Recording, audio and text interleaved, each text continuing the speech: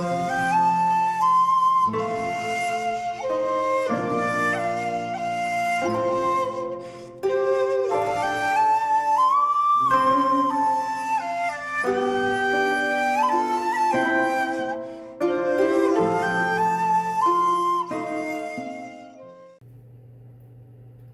there, this is Solitaire Ronan from Solitaire Films, and welcome to my film of the year. Yes, poor William Shatner in Incubus didn't even last a week. William Shatner's Esperanto Californian Gothic film took the title of Film of the Year from a French film, so it's fitting that a French film takes the title back. And it's the first film that I've watched from Radiance's brand new Hard Boiled box set, 3 pulp thrillers by Alain Corneau, and it's Police Python 357.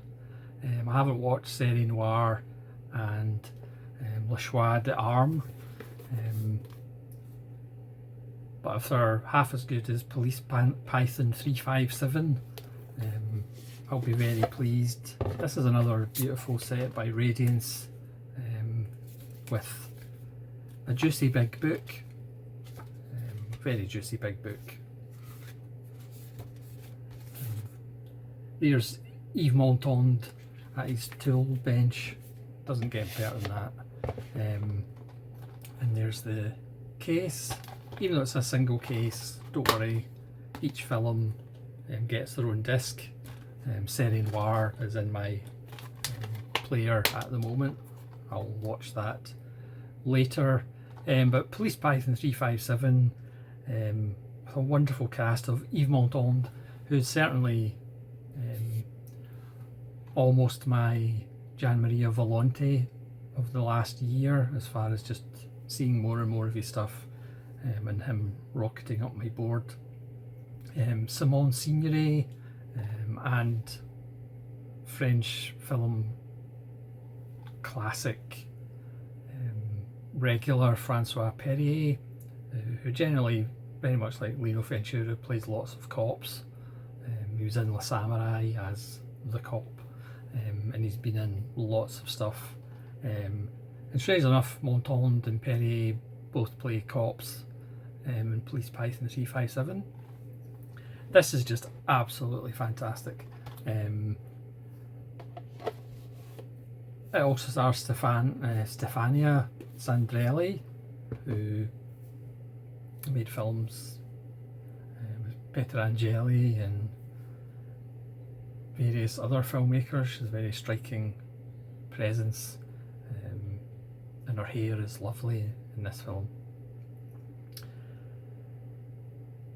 So the title Police Python 357 is obviously after a gun, and this is 1976, so it's 5 years after Dirty Harry, and you would think by the title of the film and that photo or image of Yves Montand that this would be a Dirty Harry rip-off, but it's not.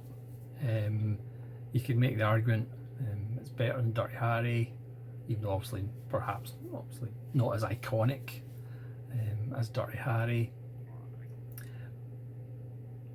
But it's wonderful because Corneau kind of keeps the audience off balance. Again, the title and the imagery, you think this is a rootin' tootin' shooting film. There are some scenes of rootin' tootin' shooting, but it's not really that kind of film. So the film opens up and we establish that Francois even Perrier is Montand's superintendent, and Perrier is married to Simone Signoret, who comes from a rich family, so he has lots of money and lots of houses, etc. Signoret is bedridden, or not bedridden, but she's very sick and spends most of the time sitting down, either in bed or in a chair. I mean, Signoret is only 54 in this film, but obviously in the olden days people wore their age a bit heavier, probably due to the Second World War and such. So she looks older than 54 in the film. Sadly, she would die like only 9 years later at the age of 64.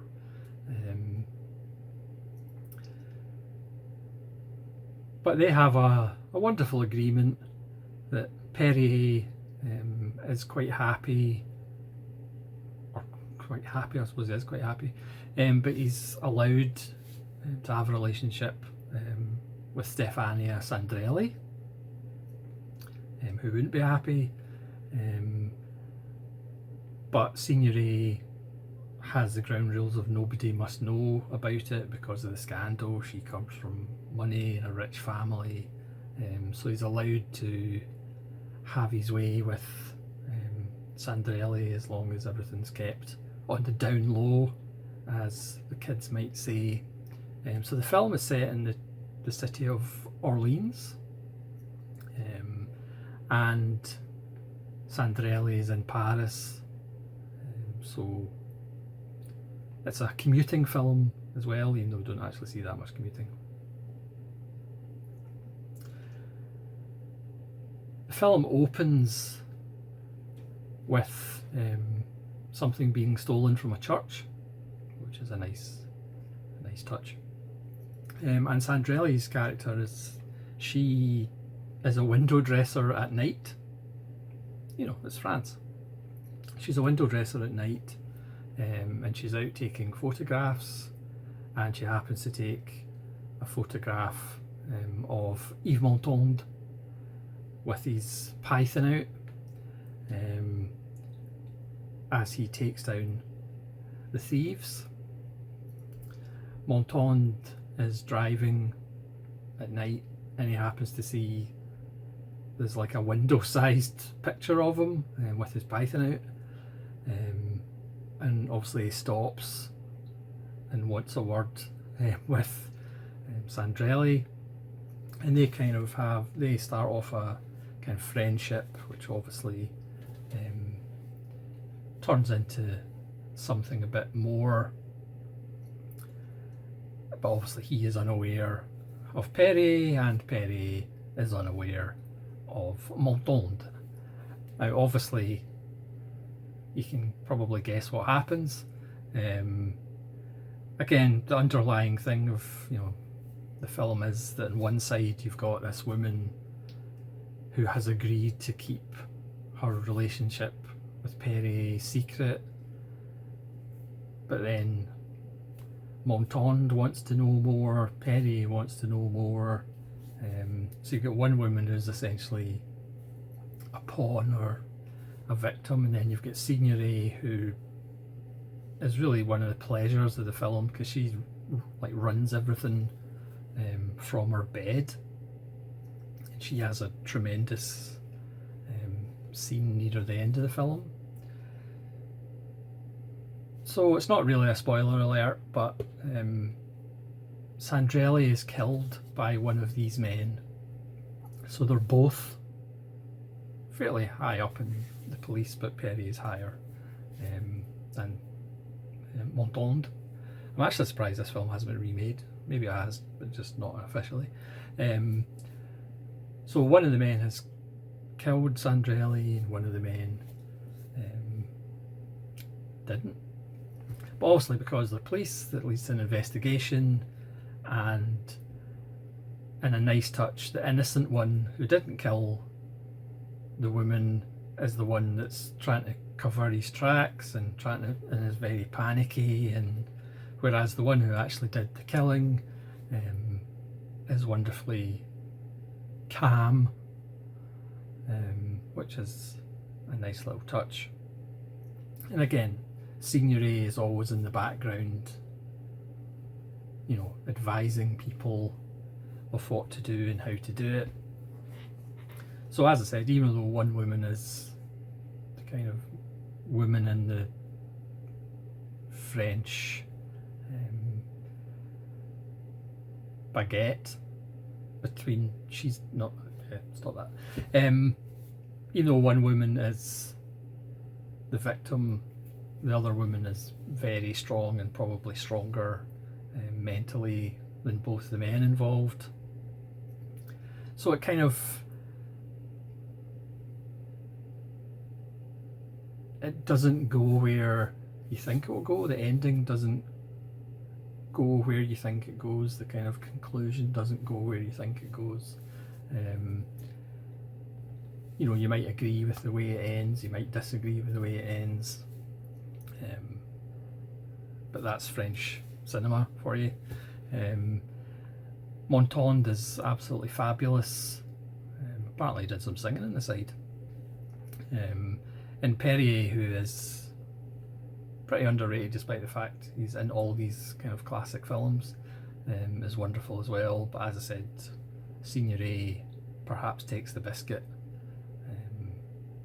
as just a wonderful manipulator. But then again, we do see the other side of her character near the end of the film.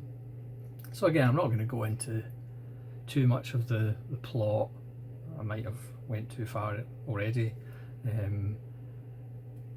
But Corneau does a really great job of, I mean, we've all seen it in thrillers, you know, setting up suspense, you know, how's he going to get out of this, you know, and sometimes it's a bit convenient, obviously it is a film after all,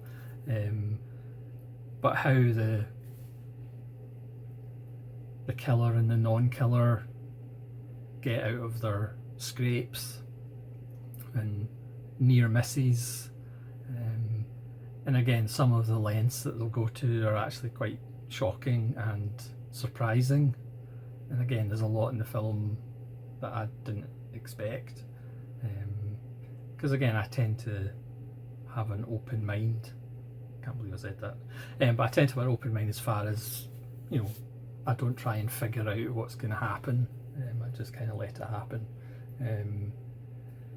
Obviously some films that aren't made very well are just fairly signposted, but this one, again, twists and turns, some extreme measures, as I said, that I wasn't expecting, but it's just wonderful. 125 minutes, you could argue it's maybe a touch too long. The first, I mean, to be fair, the first kind of half hour is the kind of putting the pieces in place. I mean, obviously it doesn't have that, you know, annoying convention that I really hate in films, that, you know, after one meeting, both parties are like madly in love or whatever. It's like, so it does take its time with the relationship between Sandrelli and Montand. So I suppose it needs that time to kind of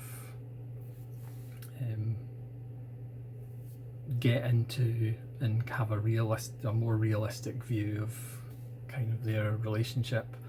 Montand kind of starts the film as pretty much a loner, just him and his python, and very much doing his own thing even within the police force. And there's a nice turn by Mathieu Carrier as the kind of younger inspector, kind of caught between the two guys, and he's trying to figure out, obviously, what's going on, and things do seem a bit unusual to him, as one or both of them are behaving in a pretty strange manner to get out of certain things. Again, I'm trying to be as vague as possible. It's just an absolute joy. So apologies to William Shatner, but he has been usurped by Yves Montand and his python.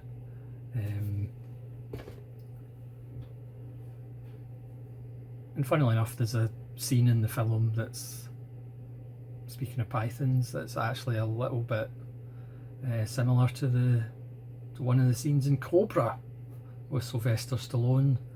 Not exactly, but a similar kind of thing. and also kind of Predator 2, but that's a bit of a tangent. So thanks very much for watching my film of the year from France. So we'll see what the other two films are like, but this one's a corker. Police Python 357 is a corker. If you don't go into it thinking this is going to be Dirty Harry, this is going to be shootouts every 10 minutes, it's not that kind of film. It does have shooty shooty bang bang, but not necessarily in the way you think. So please let me know if you've seen Police Python 357. It's funny, there's so many times, obviously I've got some Blu-rays from Amazon France, and Police Python 357 has kind of been on that list, even though I'm not sure, that might have been one of the Blu-rays that didn't have English subtitles, but it's kind of been in my basket for a while in Amazon France, so I was really pleased when Radiance announced it. And it looks really nice. I mean, again, Corneau, certainly from this film, this is the first one I've seen by Alain Corneau. You know, it's not like visually gorgeous, it's got that gritty 70s, you know, again, we talk about the years of lead in Italy, so this is kind of French years of lead. But it's absolutely terrific. So thanks very much for watching, and hopefully you'll join me again for more film of the years, or maybe this will just be the best film I see all year, who knows. This is Solid Ronan from Solid Ronan Films saying farewell.